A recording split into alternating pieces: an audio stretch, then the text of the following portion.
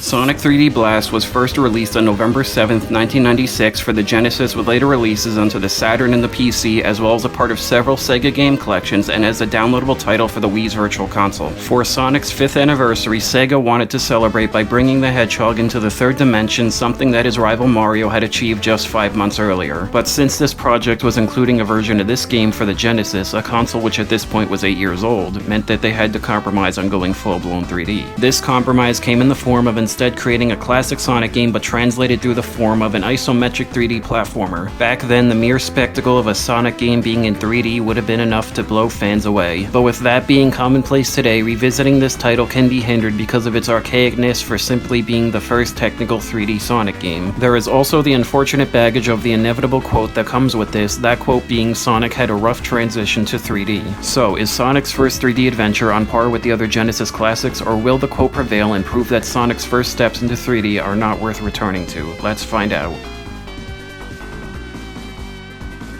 The evil Dr. Robotnik is at it once again, this time invading an island in an alternate dimension, home to dimension-hopping birds known as Flickies. Robotnik hopes to capture these birds and harness their ability to find the Chaos Emeralds so he could finally rule the world. Sonic learns about his plot and ventures into the alternate dimension to save his Flicky friends, collect the Chaos Emeralds, and once again put a stop to Robotnik. The graphics, although a bit uncanny looking today, are pretty impressive for the Genesis to have produced. Clearly this game was trying to emulate the 3D pre-rendered style of the Donkey Kong Country games as well as Super Mario RPG, and I would say that the designers did a great job doing so. One last thing to know is that since this art style has never been returned to in a future title, everything in this game, from the zones to the characters and enemies, have a distinct design when in comparison to the rest of the series. To start off with, the gameplay for this Sonic title is a bit tweaked when compared to its 2D contemporaries, as you are not just simply trying to get to the end of the stage in the fastest time possible. Well, actually you still are, but this time you aren't doing it alone. In order to progress in this game, you must search for a save, then collect 5 Flickies from Badniks, then deposit them into a warp ring in order to get to the next area, then repeat that process until you exit the stage. Because of this, the gameplay is much more exploratory oriented than being driven by speeding through the levels, much like in Sonic CD. This is also true because unfortunately this is not a game where you are able to fully utilize Sonic's speed, as there is just not enough space for you to let loose, and for most of the game Sonic will be moving at the equivalent of a brisk walk.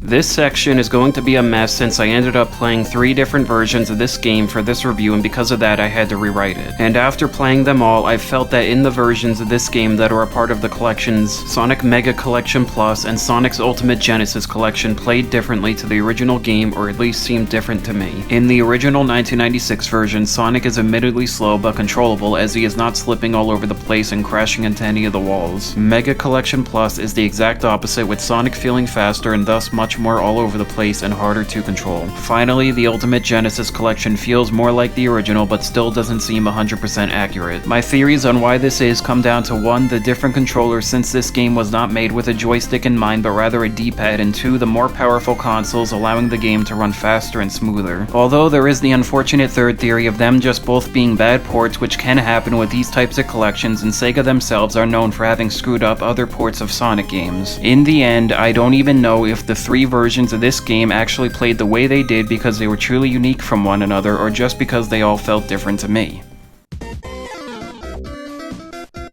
There are 7 different zones, each with 2 regular acts and a boss act, 14 special stages, and a true final boss zone. The regular zones that you will be trekking through are pretty general, all things considered, with a Green Hill-esque zone, a snow zone, a lava zone, and 2 mechanical zones. Now, although the zones themselves may be retreading on old ground, the same is not true about most of their stage hazards and gimmicks, as they were never seen before and in some cases have never been recreated. Some of the more notable ones include rotating spots on the ground that will make Sonic spin around and allow him to destroy columns, floors laced with a trap that go off a second after you run onto it, and being frozen into a giant ice block then riding it down a high mountainside. Now the same is not true for the bosses, as there is really nothing too impressive or innovative this time around outside of the novelty of fighting them in a 3D space. I would say that out of the main bosses that only the Volcano Valley and regular final boss stand out because the former actually takes advantage of the 3D arena, while the latter is a triple layered battle and a training ground for what comes after it, but more on that later. Now we'll move on to the the special stages, and I will start off by saying that the way you enter them is a neat idea and a happy medium between Sonic 1's and Sonic 3's entrance requirements. That being to have 50 rings, then finding either Tails or Knuckles hidden within the zone. I like this way because it allows you to have 2 attempts for most of the acts, and I also find it neat that depending on who you find, you will either enter a normal version of the special stage if you find Tails, or a hard version if you find Knuckles. As for the special stages themselves, they aren't too impressive this time around, as they are just Sonic running on a catwalk over a bottomless pit and dodging spike balls with the simple objective of just collecting rings. Finally, we have the secret final boss that you must get all 7 Chaos Emeralds to unlock, and it's definitely interesting to say the least. First off, the battle takes place within a black void where Sonic will stand on purple platforms. Secondly, the robot design is that of a giant metal egg with a Robotnik's face on it, which I think is a bit too on the nose. And third is that instead of the actual boss fight being the Mad Doctor directly and continuously attacking you with his newest giant robot, this time he uses it as a sort of test of survival where he'll attack you with the robot's 5 different attacks, and you must survive against them to have an opening to fight back.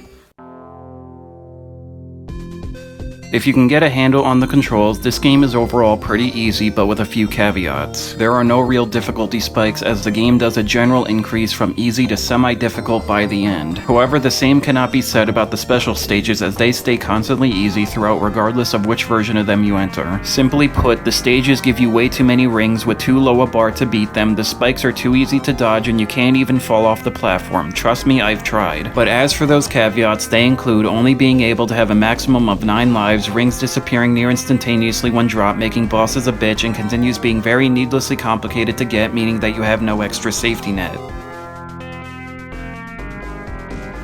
I would definitely say that the entire soundtrack for this game is underrated. I mean, I really gotta say, when people talk about the best in Sonic music, it's surprising that this game doesn't come up seemingly at all. It has that classic Genesis bassline beat throughout, all the tracks have an active sound to them, and this game also features 2 different versions for just about every song a la Sonic 3. This soundtrack truly does feel like an evolution for the series, and it's a great send-off to Sonic music made on the Genesis, as it seems that it was made with the culmination of knowledge about the 8-year-old system, allowing the composers to push the console to its absolute limits in the same vein as the developers did with the graphics.